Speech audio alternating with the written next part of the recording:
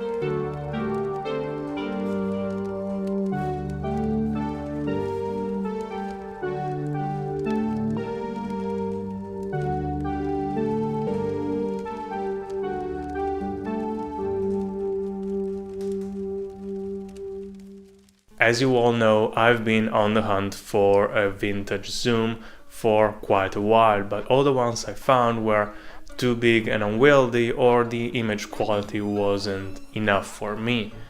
But recently I found this Sigma 35-70 f2.8-4 standard zoom multi-coated. Yes, quite a long name, but turns out it's a pretty good lens. It's one of those plastic-bodied lenses mass-produced in the 80s, which doesn't really sound that impressive, but you have to keep in mind that the Canon FD lenses were mass-produced in the 80s and have the same hard plastic bodies. Anyways, I wasn't expecting much from this lens. I thought it would be some, toy to review once and sell right after, but I have come to really like it. It's lightweight, it's not big, it's plastic, but overall the usability and the quality are on point.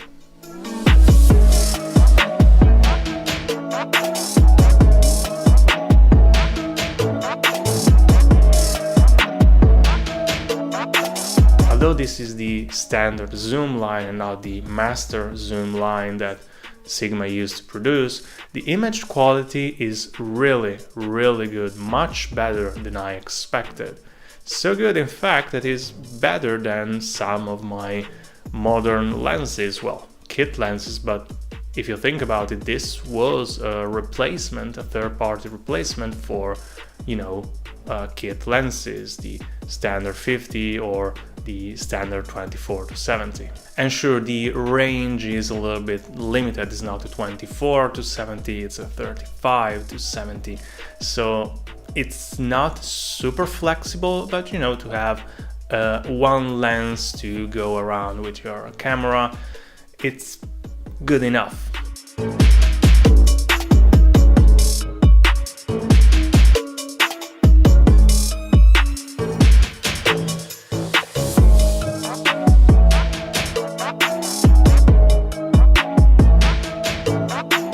As many third-party and Sigma specifically lenses, this comes in various mount. This specific one I have, it's on a Konica AR mount and fits quite nicely on my Konica TC Autoreflex.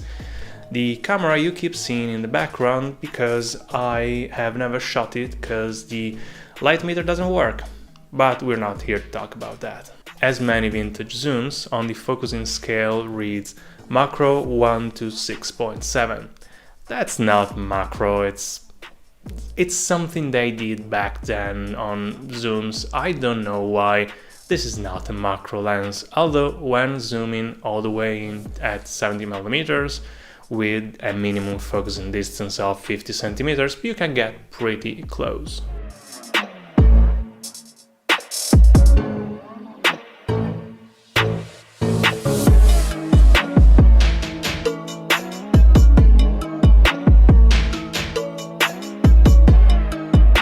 As I said, image quality is solid. Colors and contrast are natural, not too washed out, not too exaggerated, too saturated, too contrasty. It's, again, pretty natural, and chromatic aberration, thanks to the multi-coating, seems to be mostly absent. I haven't noticed any in the shots I've taken. Well, I guess now it's time for some samples.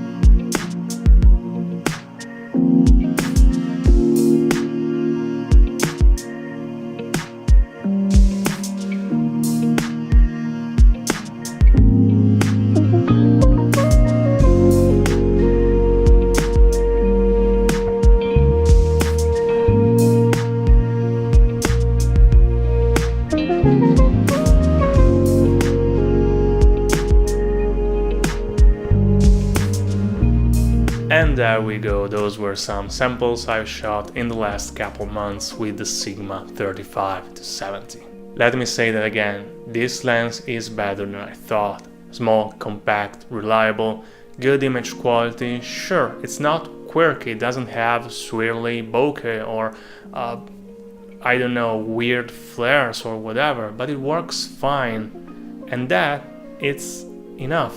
Sometimes we look for the most absurd qualities in vintage lenses, but sometimes a good, cheap, reliable lens, it's all we need.